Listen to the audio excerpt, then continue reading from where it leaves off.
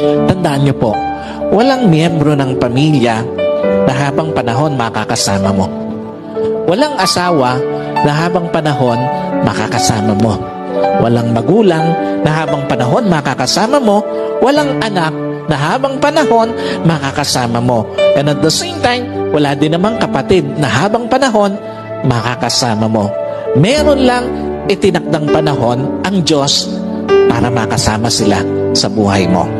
Meron lang itinakdang panahon ng Diyos para ma-enjoy mo yung mga panahon na makakasama sila. Bawat panahong kasama ang pamilya, pahiram ng Diyos.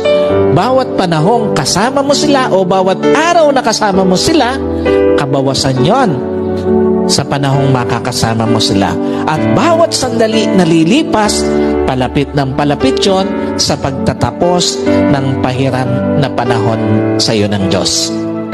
Kaya hindi dapat sinasayang panahon para sa pamilya, lalo na sa pagtataniman ng sama ng loob, lalo na sa pagkakait ng pagpapatawad, at lalong-lalo na sa paggagawa ng yaman. Napakawalang kwenta ng mga bagay na minsan hinahayaan natin na sayangin yung panahon na dapat kasama natin ang pamilya natin.